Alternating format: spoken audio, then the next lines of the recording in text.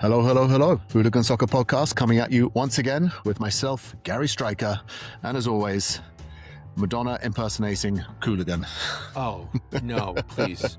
Madonna stole it from the LGBTQ community, and I'm trying to give it back. Wonderful, wonderful. Well, Qooligan, good morning. It's Monday. It's a Champions League round of 16 weeks, so we are going to be diving into all things Champions League round of 16. It's business end of the season. It's when I say business end, it's getting to the busy end of the season as well in terms of FA Cup just happened. I know there's obviously CONCACAF Cup coming on. MLS has just started. Champions League, of course. It's happening. It's happening. Lots going on. So, of course. Let's not forget the U.S. Open Cup kicks off next week as well in the United States. Shit. Okay. Wow. Exciting stuff. That is. Oh yeah. No. No end of competitions, ladies and gentlemen. Yeah. So, yeah. And then just and then a little international tournament this summer as well. So yes.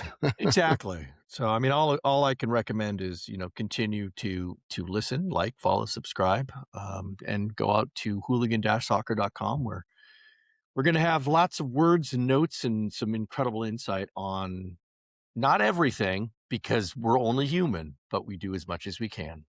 Best stuff, yeah. No, the tone and definitely exciting. There's some good stuff we could break down as well, and sort of some of the Real Madrid and the Spanish competition, and also as well got some new creators coming. Got some really good in-depth analysis on the upcoming Bodo fixture as well, which I will not be going into a lot of detail because can't get that for free, ladies and gentlemen. You're going to have to come to the site. Come to the site and read all about it. It is free. Well, that is free, so you can get it for free. It's also free, but you're not getting it for free in your ears. How's that?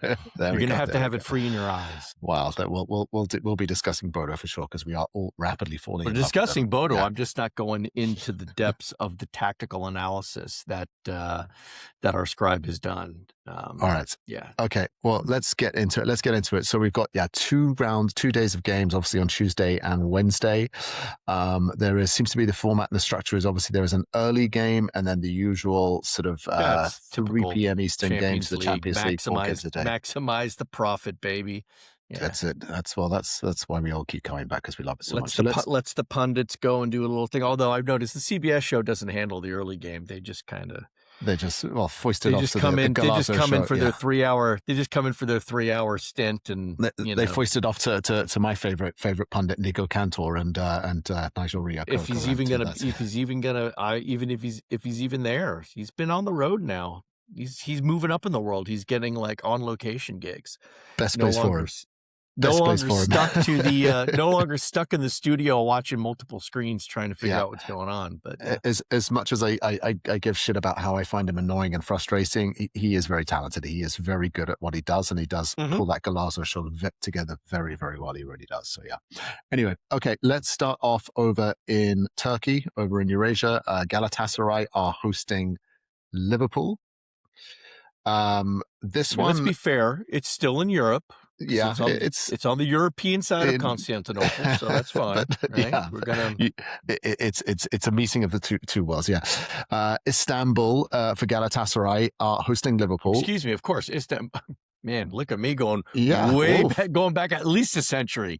Damn. Yeah. That was you're bringing out Constantinople as well. No, we're not doing new world Romans. Let's stick to the football. Sure? Let's stick to football. Listen, it's one of Cole Porter's best songs, most beloved songs, right? So it's time for a comeback for Cole Porter yet again.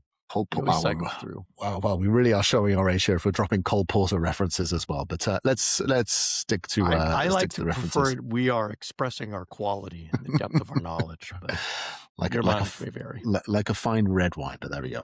Okay, so Galatasaray hosting Liverpool. This, as we discussed last time, is a cauldron, and Galatasaray, on the surface, have always been like sort of a tough team to go and play against, but haven't really been traditionally sort of quite dominant in terms of actually what goes on the pitch. However, looking at last rounds of those knockout rounds where they absolutely dismantled Juventus, I'm looking at this and I'm thinking Liverpool have got a real problem here. I don't think this is going to be a walk in the park, and I actually think Liverpool are going to lose this game. I really do. Just looking at their general performance, their form, the form and the momentum that Galatasaray have going on, I think Liverpool are going to come out losers off this round. I think they may, we'll talk about the second round in another episode, but I think Galatasaray are going to dominate this one. don't think you're wrong. I won't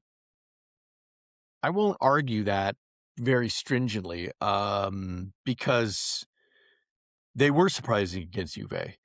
That is probably the best I've ever seen Galatasaray perform on the international stage. I don't watch the Turkish league often, so can't say whether that's been form that they've shown.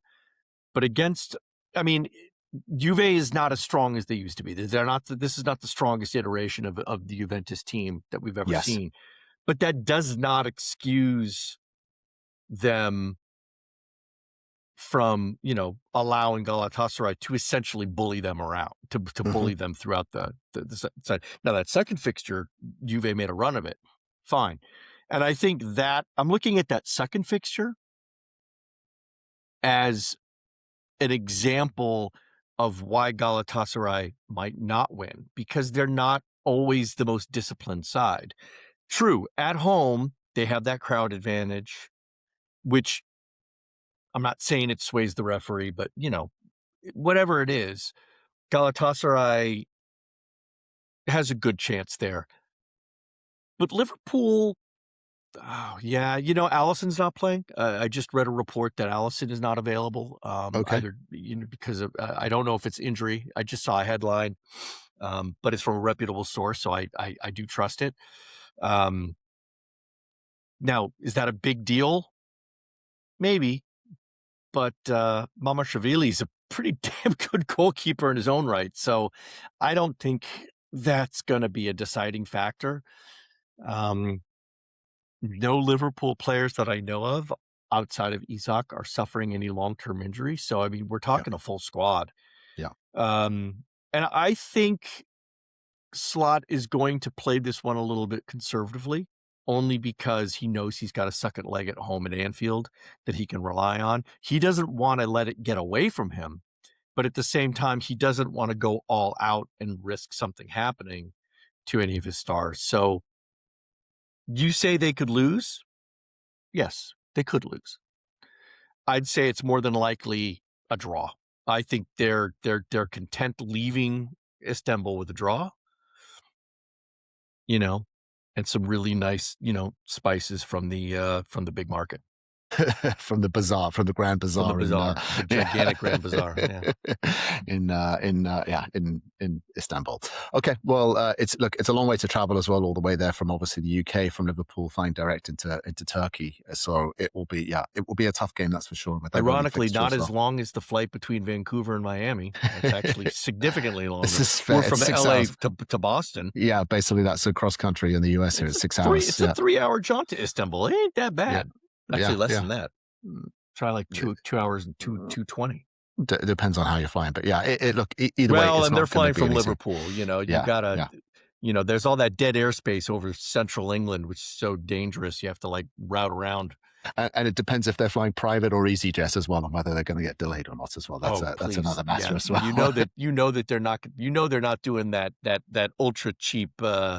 Ultra cheap Ryanair that takes them through 3 different stops. They're not playing that game.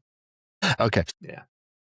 All right. So I think that one's pretty much covered as well. Just looking at some probabilities, Liverpool supposedly have sort of I've sort of found this website that's showing the sort of probabilities, and it has Liverpool ranked as 53% probability to win. I don't buy that, to be honest, but prevailing sense with that. I think Osman's going to be dangerous. That's not a gigantic percentage. If it's 53%, you would expect a team of Liverpool's caliber to be a higher percentage of winning. And if you look on that other side, I'm sure there are other games where that win percentage is significantly higher. Fair enough. Okay. The one being that we're going to talk about next, which is Atalanta versus Bayern Munich. Yes, we are. But that Atalanta Bayern Munich game is going to be. This is an interesting one. What's the win percentage on that? See, the win percentage on that one is that Bayern Munich are 72.5%. I rest my case. The mic is dropped. Are dominant. Yeah. I'm actually interested and excited by this one for a personal reason, which is, as we know, it's spring break coming up, and I am going to be actually traveling to Europe, and I'm actually getting to go to the San Siro. I'm going to go and watch Inter Atalanta this coming weekend at the San Siro. So I will be basically seeing the game after the Atalanta's game after this as well. So, but Atalanta are in form. They are in form in Serie A. I know they're looking good. They've overperformed generally because Atalanta are not traditionally one of the bigger Italian teams as well, and I think they are the only remaining Italian team, if my memory serves, if I'm not talking absolute BS. Your memory is correct. Yeah. Yes. So then the last time was, and that, by the way, was by the skin of their chinny chin chins. Okay. They didn't particularly. I mean, it was a great showing on their part. But my goodness, they had to work for it. They had to work hard. Yeah, they had to work hard for it. Yeah, Bayern, I would say, are probably the second favorite team to win this competition behind Arsenal right now. So, yeah, if Atalanta get anything out of this game, even a draw, it will be an incredible result, in my opinion. But I think Bayern are just too dominant, too strong. They've got the momentum going with their form as well going on. I think Musiala's just started to come back as well. So they are looking pretty ruthless as well. So I think that can we both agree that this is pretty much an open and shut case in terms of Bayern should be able to comfortably take care of business and take them back. I think anything other than a win by Bayern would be even more shocking than Port Vale's, toppling of Sunderland in the FA Cup. No, I mean, really, and that's not because of the disparity between the two teams. It's just that Bayern is so strong. Yeah. They've been so dominant. Right. And they have they're rested. They're not going to be as tired as Atalanta. I mean, Atalanta already had to play Borussia and come back from a 2-0 deficit. Right. So they have expended a lot of energy, emotional energy, and physical energy just between that and the Serie A commitments that they had. No, it's not going to be very easy for them, even at home. Yeah. It's not going to be easy. Okay. Yeah, I agree. And if you think they're going to beat Bayern 4-1 like they did Borussia, please, people, go get your head examined because absolutely no, absolutely don't. No way. Okay, speaking of next fixture, going on to the next one we've got, which is Atletico Spurs. I mean, sorry. Nope. Do you know what's really interesting on this one is, as a Chelsea fan, the prevailing sentiment would be you would be drooling and frothing at the mouth at the thought of the idea that Spurs are going to go down and get relegated, because the probability as the weeks go by is getting higher and higher as they continue to slump. But yet, for some reason, as a Chelsea fan, someone who's supposedly meant to sort of not like Spurs, I don't want to see that happen, because I just think if it can happen to Spurs, it can pretty much happen to any other big team coming as well. They've clearly not been managed very well. But this lineup against Atletico, I mean, they don't stand a goddamn chance here. They're going to go to not really. They're going to go to Atletico Stadium, and Diego Simeone, supposedly in his last year as well, is going to be gunning for this one. And yeah. I wonder what's going to happen here. I don't want to wade into the debate about Spurs going up, going down. All I can say is everything that I've seen from Spurs on the pitch in 2026 has been abysmal. And now with two exceptions. And that was the game against Eintracht and the game against Borussia, which were Champions League 7 and 8, respectfully. For some reason, Tottenham seemed to respond to Europe, right? This is the second year in a row where Tottenham's only saving grace is the European campaign. So the team seems to react well to that. Now, they have an injury list that is so large, it's taking up an entire wing at the local hospital. All right. They've got like 8 players out with injury. It is a problem for them. And one that will not be one that I think could eventually hamster. They do have at least one good thing that's happening, which is Christian Romero and Mickey Van de Ven, who are both suspended in league play, are available for this because their suspensions do not transfer, right? But here, I mean, look at this: Wilson Odobert, James Maddison, Dejan Kulishevsky, Ben Davies, Lucas Bergvall, Mohamed Kudus, and Betakar Raghu Dragusin. That is 9 players gone, out. That's like a full side. Well, that's out of that's yeah. out because of injury. You're right. They don't have a chance. Yeah. They The don't other have a interesting, chance. the other interesting narrative is they signed Conor Gallagher from Atletico Madrid. So I wonder he's obviously I don't know if he's cup tied or if there's a sort of rule in which he can play. But Conor Gallagher is going to be playing against his old team here. Well, that's an interesting thing. I don't think there are. Although did they sign him or is he on loan? They signed him. No, they signed him. They signed him. Then he's eligible. Then he's eligible, right? It's only I believe they only block for loanees. Oh, my understanding was you can only beat your cup tied. Maybe they've changed the rules, but anyway, it's not going to make a difference because Spurs. Well, that's true too. Yeah, Spurs that's also true. Get absolutely run over here as well, and yeah. So pray for them because they're going to need a goddamn. My question is whether Richarlison gets a red card because he looks like he looks so tightly wound right now. I mean, he doesn't look calm or composed on the best of days. But recently, when I've seen him, he looks so tight that he's about to snap at any moment. And, given Atletico's infamous ability to get under people's skin, this is an occasion where you see his worst tendencies come out and he gets caught on video and that's it. And his Champions League is done. You think that's an insight there as the Richarlison? I'd say there's a chance. There's a chance. That's fair. Yeah. This is pretty much open and shut. Good luck, Spurs. You're going to need it, and then there's still a second leg to take care of as well. So that's a very big bouncer. Now the next one coming up is we're going to cover is Newcastle Barca at St James's Park. On paper, you'd look at this and you think Barca will go there and pretty much run through them. But I'd have a feeling Newcastle have been quite good in Europe. And I know that's not the same as their league form, but again, I think this is not going to be an easy open and shut game as it is, for example, with Atletico and Spurs. So I don't know. My sense is this is going to be a pretty tight one, maybe like a 2-1 Barcelona. I'm not sort of like don't want to get into predictions so much, but I think Barcelona will just edge this, but it will not be a comfortable sort of 3-0. I mean, they already beat. Well, Barca already beat him 2-1 at St. James's Park. That was the opening fixture of the Champions League, right? So, I would argue that, I mean, yes, Newcastle have been good in Europe. Objectively, that is a true statement. They have not been as good as the other 5 English teams who all managed to make it through to automatic qualification. They actually had to go through and play playoff round. They were lucky enough to draw Qarabağ, which essentially gave them a gigantic stat boost. It's a right? buy, because, It's a buy. Because they scored 9 against them. But remember, they also conceded 4. So we've got to ask ourselves the question, right? If Qarabağ can put 4 against them, Barcelona can certainly do the same.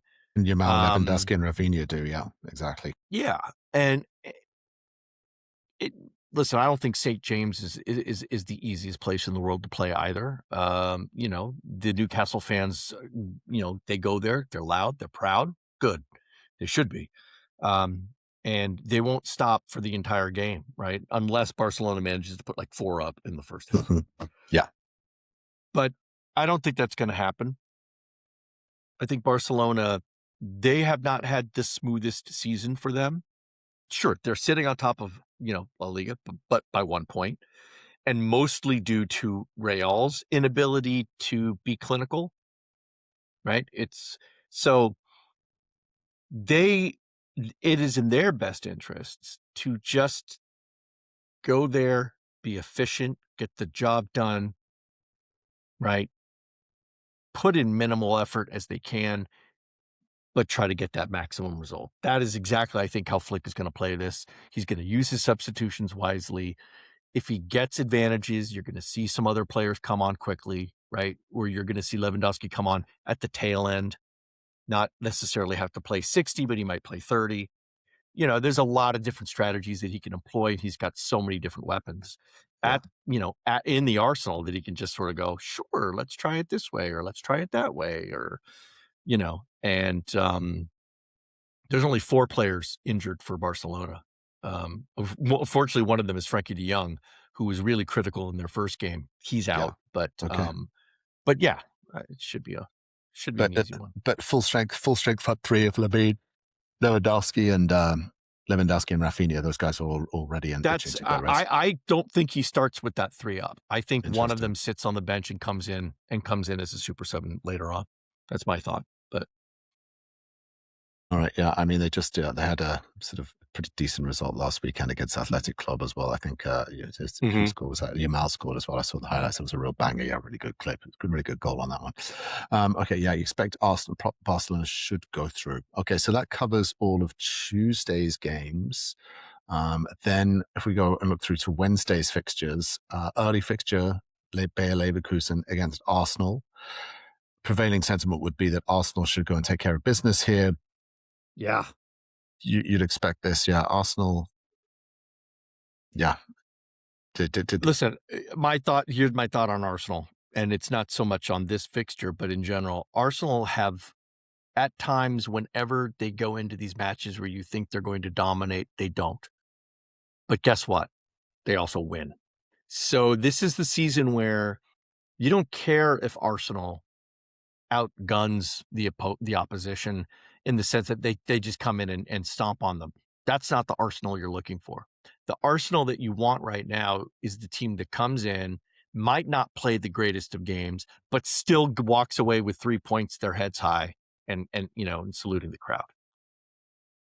Obviously, Arsenal is still unbeaten in the Champions League as well, and only conceded 4 goals as well. So their record is absolutely fantastic in the Champions League. I don't think this is no disrespect to Bayern, but no, this is not going to happen for them. Yeah. I don't want to say that Arsenal is a team of destiny, and I certainly don't want to say that they're going to be going on for the treble, but they're still chasing the quadruple still. So for them, yeah, I mean, they just eked their way past, Mansfield, yeah, but it was also it was the B team. To be fair, though, Arteta did field the B team, yeah. But you're still talking about a League One team that's sitting in the lower third. So yeah, and by the way, you say it's a B team, but look who scored. Yeah. All right. Yeah. These weren't B level players that came out. Well, they started 2 B level defenders. Yes. Yeah. The rest of the team was all A. Yeah. Yeah. Well, also and it required 2 exceptional individual goals to win, not team goals, not build-up goals. These were shots from outside the box. So it's not, that's what I'm talking about. Arsenal isn't that team. They are not the City of 3 years ago. They're not the City of old that every time you went in, you knew you were going to get steamrolled. Yeah. And they would do it with a smile on their face as they stabbed the dagger in your back. That's how they did it. Arsenal is not that group. Yeah. You're going to get in close. It's going to be a scrap. And they're going to come out with some dirty trick. They're going to pull something out. They got like a hidden knife, or they got like a bicycle chain or something, and they're just going to come in and they're going to hit you. They're going to hit you on the dirty, and then they're going to win. Knife in the mud fight, aren't they? Yeah, they're going to. They'll do something. And then Arteta will complain that the referees don't like him or whatever it is. So it's fine. It's all good. Yeah, we'll see. You'd expect Arsenal to pretty comfortably. Again, I will be if Bayer can even score against Arsenal here. That would be impressive. Same thing. Yeah. It would be shocking. It'd be a shock. Yeah, it really would. I'm just looking at like Leverkusen's form as well. They've not been great in the Bundesliga as well. They're actually pretty much off the pace. They're in 6th place as well, looking at it as well. And they're 22 points off of the leaders at Bayern, who have only lost 1 game this season. So yeah, their defense is looking a little bit shaky. They've conceded quite a few goals by the looks of it and don't score a lot either as well. Right. That's your biggest problem is it's the bigger problems up front. Right? Which is, it's because if you don't put goals in against Arsenal, they will score. Obviously, you're going to, I guarantee you Arsenal will put them in against you. Yeah. Right? Exactly. So, exactly. Yeah. Okay. All right. And then moving on to the sort of afternoon fixtures as well. Okay. So Bodo Sporting, there's a fairy tale Worst on here. possible draw for Bodo, in my opinion. Oh, really? Worst possible draw. I disagree no. completely. Bodo needs to play big clubs. They play the big. They You don't need think they big perform? Club competition. Yes. Okay. They You don't are think now so? the ultimate of the giant killers. They are. I think Sporting's gonna give them fits. Interesting. Sporting is not gonna let them play their game the way they want to play it. Okay. They're gonna force Bodo to have possession. I mean, and Bodo doesn't like possession. Interesting. Like, yeah, absorbing and countering and playing as a unit. Exactly. Right? And Sporting is not going to. You're going to have two teams playing each other who don't want the ball. Now the question is, who is it that cannot want the ball more? Yeah. Right. So I actually think Sporting is going to give them fits on this one. Yeah. I really do. Yeah. Although to be fair, when they're at home, Bodo tends to be a bit more possession based. They are far more comfortable in playing the possession game at home, and Sporting could have a problem. The biggest problem I see, the biggest opportunity for Bodo, is that Sporting is so thrown off by the environment that they're playing in that they can once again go in and then travel to Portugal with a pad. Because when they have that upper hand, Bodo has also shown once they get that upper hand from that first initial home game, this is exactly the same, this is the same way they played against Atletico. They shocked them at home, went into Madrid with that pad, and then just forced Madrid to come at them and be like, bring it, come on. And if Sporting has to do the same thing, then they're screwed. But if Sporting can hold, right, if they can hold them, then it'll be definitely interesting. This is tactically the most fascinating game around. It's going to be interesting. And probably the best game in the sense that you've got two sides who either one of them I'm not disappointed in them advancing, right? Because they're slightly underdogish, but yeah. Yeah, I was just looking at it from Bodo's perspective because we're all rapidly falling in love with this wonderful sort of heroic story of Bodo going deep into the Champions League. Everybody else is bandwagoning on them right now. I've been a Bodo fan for a while. Since last year when I wrote about them. When they beat Spurs as well. Yeah, everyone is bandwagoning, but we've got to bandwagon sometime as they gain momentum and gain traction. I was looking not judging, but I am stating truth. I was looking at again, just looking at all the other teams that they could play against. If I was Bodo, I would say Sporting are probably the weakest of all the options. Maybe Galatasaray perhaps as well. But again, I think, you're saying they want a big sort of giant to sort of go and scout them. I think that, obviously them playing Arsenal would have been a bit much. So Arsenal or Bayern would have been terrible draws for them. Yeah. They've got a grudge against Tottenham. So I would have loved to have seen that rematch. Right. And sorry, Bodo did not eliminate Atletico last time. That was my bad. That was another side. I completely spaced on that. My facts were wrong. I think they could take Chelsea. But either way, it's all good. I was just looking weather-wise in Bodo, it's going to be cold still. Gee, what a surprise. Shocker. I know, shocker. It's in Fahrenheit, it's going to be 39 degrees on Wednesday. That's not so bad. That's not so bad. 100% guaranteed rain. So can you imagine those Portuguese? There you go. Cold sideways rain in the Arctic Circle as well. This is honestly, this is Bodo's biggest advantage is their home stadium. So we'll talk about fortresses of Galatasaray Stadium as well. Go and play in 40 degrees and guaranteed rain as well on an AstroTurf pitch. And yet, ironically enough, their road record is significantly better. It's also good as well, which shows that more than just a cold outfit. Yeah, they're not a home team. They're not a home team type of scenario. Yeah, no. Yeah, not exclusively. Yeah. And then wrapping up the final two fixtures of Wednesday, these are the two biggest, I think the biggest in terms of sort of names going on Wednesday. You've got PSG hosting Chelsea and wanting absolute revenge for the Club World Cup final. This is a repeat of that, of course. So PSG are going to be up for this. PSG have had a bye as well last weekend as well, didn't they? They sort of gave them a sort of bye on the fixtures, as I understand as well. So it's going to be pretty sort of like they should be prepared. I know they do have. I know. Is it what's his name went off injured as well? Is it Dembele? Was it Dembele went off injured as well? I don't know. I haven't. I didn't. I sadly I did not do my research to find out exactly what's happening with that one. So okay. Yeah, I think that this is going to be a really good matchup.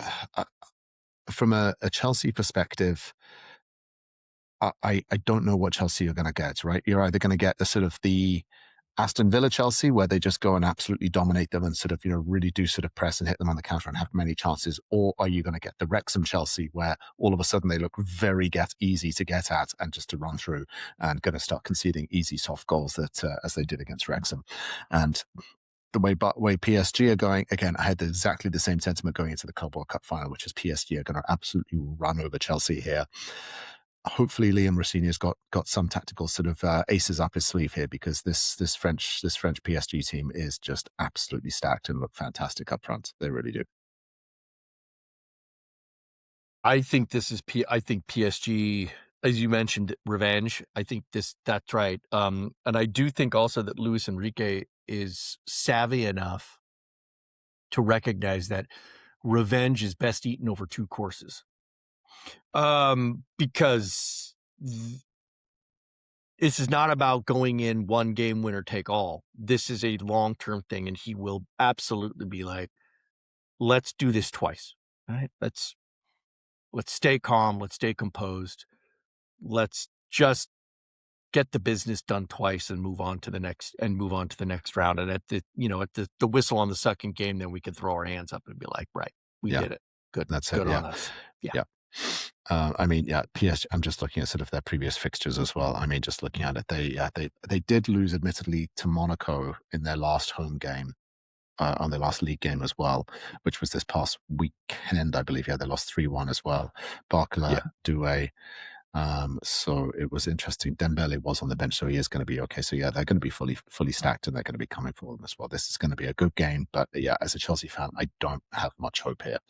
And then moving on to probably what is the fixture of the whole game week, which is Man City against Real Madrid.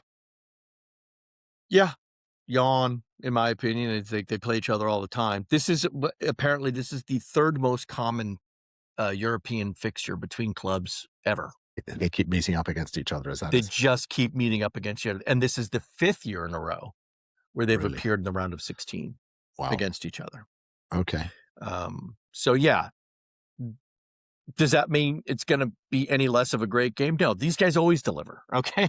So as you mentioned, it's great. We're going to see some good soccer. But at the same time, I look at this fixture and I go, I don't care. The only thing that I know is that both teams can't lose, which makes it disappointing to me, because I would love both teams to not be there. But I got to take, one's going to be there, fine. At least make it a really, really good set of ties. Yeah. And I don't think they're going to disappoint. They rarely do. Yeah, they rarely it will be good. I will say this. Real Madrid is struggling. Yes. They're talking beat about form up. Or injuries? No, both. Form and injuries are both. They're both suffering. Have you seen? Here is their injury list of all the players out: Jude Bellingham, Kylian Mbappe, Rodrigo, Militao, Alaba, keep going, Ceballos, and Carreras. Yeah, so it's not as bad as Tottenham's, but it's pretty damn bad. All of those guys. It's pretty damn bad. All of those guys, most of those guys would be starters. I know a shame Mbappe got an ACL injury, so he's going to miss the World Cup as well, which is it's an absolute shame. It really is. That's pretty rough. But again, you got your boy Vinicius as well, who does look to have sort of stepped up and be on form right now. He is looking pretty good. Tchouameni has been performing as well, so yeah, they have been. But their league form has slipped a little bit. Real Madrid are not toothless, right? Even with an injury list that long, they've got all the quality and the danger that they need. The question is, will they be able to exploit that? And will Man City give them those opportunities? That's the one thing that Man City's been doing. They have, as good as they've been porous and kind of brittle at times. So sure. Right. Let's see what happens. And I think with both with Man City being slightly on the up right now, and Real Madrid being slightly on the down, it makes it a very even contest at this point. So, as you said, yes, very exciting. Should be the marquee matchup on this, right? Assuming that Bodo don't do something, don't get up early against Sporting, in which case you kind of have to watch that just to see if they can hold. But no, I think this is the one that you put your eyeballs on.